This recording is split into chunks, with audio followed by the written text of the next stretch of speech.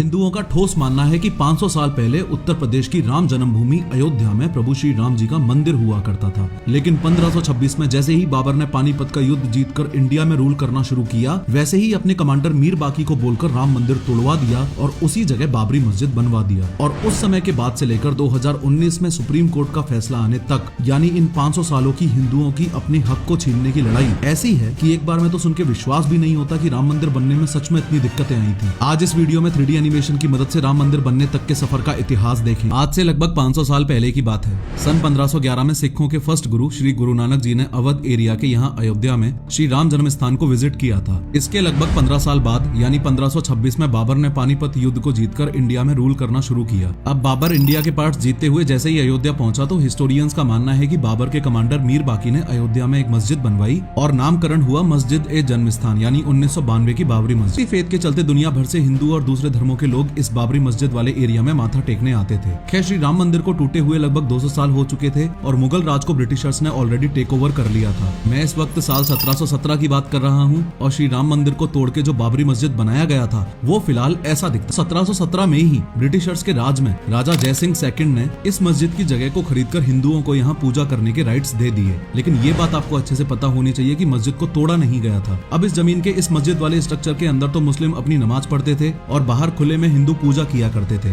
एक बात ये भी याद रखना कि इस वक्त 1717 में इन दोनों एरियाज के बीच में फेंसिंग तक भी नहीं हुई थी। हिंदू और मुस्लिम दोनों पक्षों को इस तरह से वर्शिप करते करते लगभग 125 साल और बीत गए और ये कहानी सन 1853 में एंटर कर जाती है। इस मस्जिद और मंदिर वाली विवादित जगह पर फर्स्ट रिकॉर्डेड कम्युनल क्लैश हुआ। अब बार बार कम्युनल क्लैशेस हुआ करते थे तो ब्रिटिशर्स इस जमीन पर प्रेयर करने से रोक लगा देते थे और हिंदू मुस्लिम्स का आन जान यहाँ बंद कर दिया जाता था। अब कुछ ऐसी ही सिचुएशन थी और साल 1858 की बात है। एक दिन 25 से ज्यादा निहंग सिख और एक बैरागी जबरदस्ती इस एरिया के अंदर आकर हवन करने लगते हैं और साथ में यहाँ मौजूद दीवारों पर श्री राम नाम के स्लोगन्स लिख देते हैं। जैसे ही मुस्लिम पक्ष को इस इंसिडेंट के बारे में पता चला, वैसे ही उनमें से एक बंदा सैयद मोहम्मद खातिब पास के ही थाने में एक रिटर्न एप्लीकेशन ये लिखते हुए देता है कि मस्जिद ए जन्म स्थान पर कुछ लोगों ने घुस के तोड़फोड़ की है और नियमों का उल्लंघन किया है। एक बात और याद रखो कि उस दिन से पहले यहाँ राम चबूतरा नहीं हुआ करता था, लेकिन ये 25 से ज्यादा निहंग सिख और एक बैरागी जब जबरदस्ती इस एरिया में घुसे थे तो उसी दिन इन्होंने यहाँ राम चबूतरा भी बना दिया था। इसके बाद बहुत बार ऐसे ही क्लैशेस हुए और एक साल बाद यानी 1859 में ब्रिटिशर्स ने आस्था और इस मैटर की सीरियसनेस को समझते हुए इस लैंड के बीच में फेंसिंग करवा दी। इस तरह के डिवीजन से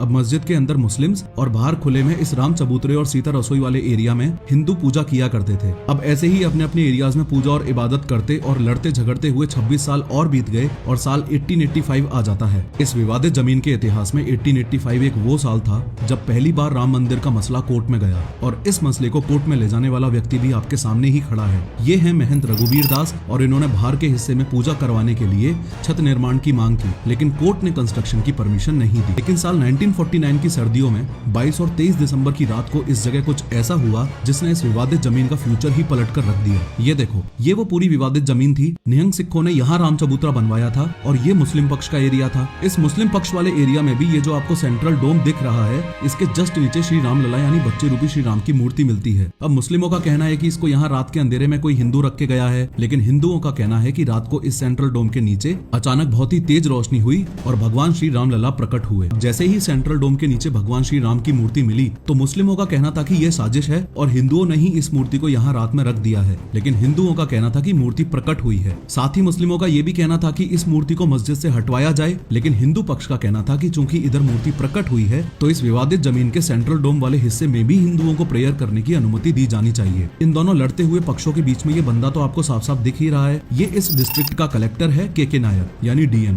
ये मुद्दा बहुत कंट्रोवर्शियल था, इसलिए डीएम साहब के नायर ने इस मुद्दे की सीरियसनेस को समझते हुए दोनों पक्षों की बात ध्यान से सुनी। दोनों पक्षों को समझाया गया और मूर्ति को डोम के नीचे ही रहने दिया गया, लेकिन सिचुएशन और खराब ना हो इसके लिए गवर्नमेंट ने मस्जिद के इस गेट पर लॉक लगा दिया।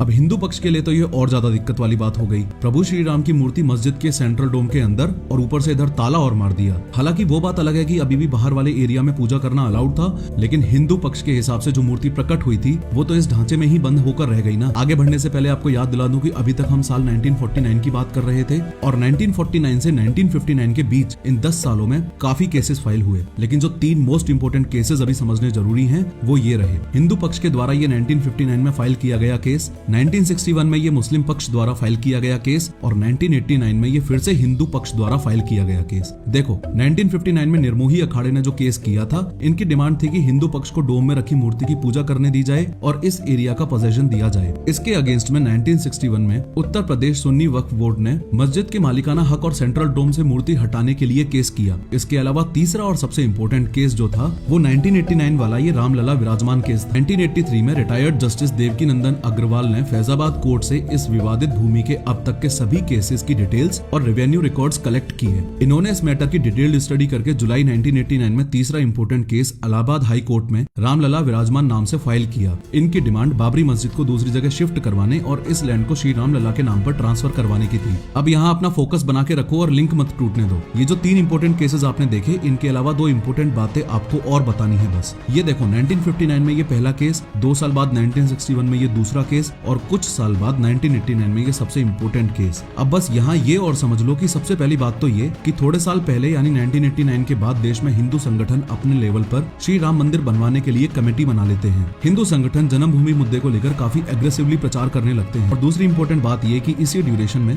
साल 1986 में फैजाबाद कोर्ट एक अपील का फैसला हिंदुओं के पक्ष में सुना देता है और सेंट्रल डोम में रखी श्री रामलला की मूर्ति की पूजा करने की परमिशन दे दी जाती है। कोर्ट के इस फैसले के 1 घंटे के अंदर ही बाबरी मस्जिद के गेट पर लगे लॉक को खुलवा दिया जाता है। सेंट्रल डोम पर जो ताला लगा हुआ था वो खुलवा दिया और हिंदुओं को इधर पूजा करने की परमिशन भी दे दी।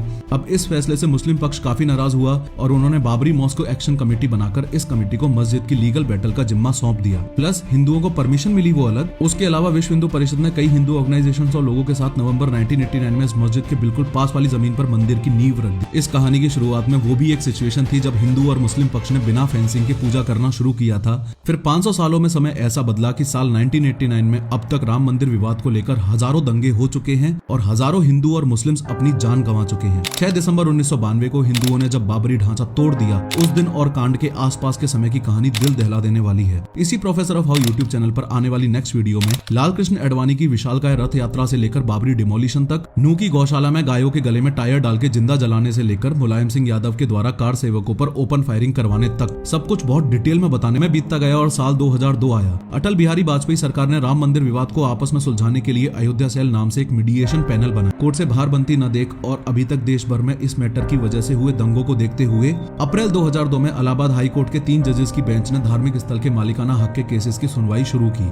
दोनों पक्षों ने काफी सबूत पेश किए, लेकिन अभी भी इलाहाबाद हाई कोर्ट जजमेंट पर पहुंच नहीं पा रहा था। तो जनवरी 2003 में हाई कोर्ट ने आर्कियोलॉजिकल सर्वे ऑफ इंडिया यानी ASI को इस विवादित जमीन की एक बार फिर से खुदाई करने को कहा। लेकिन कुछ एजेंडावादी हिस्टोरियंस ने सालों तक एक फेक नैरेटिव चलाया और प्रिंट मीडिया की हेल्प से बढ़ चढ़ के लोगों को ये परोसा कि अयोध्या में ASI की खुदाई में कुछ नहीं मिला। लेकिन regional director of ASI Shri के मोहम्मद जी ने इंडियन एक्सप्रेस न्यूज़पेपर के जरिए जनता को बताया कि ASI को अयोध्या में विवादित जमीन की खुदाई में मंदिर होने के पुख्ता सबूत मिले हैं। इसके साथ अपनी कम्युनिटी के लोगों के लिए एक संदेश दिया कि अयोध्या हिंदुओं के लिए उतना ही पवित्र स्थल है जितना मक्का मदीना मुस्लिम्स के लिए। तो मुस्लिमों को बाबरी मस्जिद की ये जगह वॉलंटरीली हिंदुओं को गिफ्ट कर देनी चाहिए। 2003 में ASI को खुदाई में बाबरी ढांचे के बिल्कुल नीचे 17 से ज्यादा हिंदू साइन वाले पिलर्स, इस तरह के दर्जनों पिलर स्टैंड्स, टूटी हुई मूर्तियां जैसा आप इमेज में देख सकते हो, ये सब मिला। इसके अलावा सबसे हैरान करने वाली चीज जो मिली वो थे ये 2 कंकाल, वो भी इस डोम एरिया के सरफेस से सिर्फ 8 इंच नीचे। जब इन कंकालों और मंदिरों के इन अवशेषों पर रिसर्च की गई तो पता चला कि इसी जगह पर 12th सेंचुरी में मंदिर था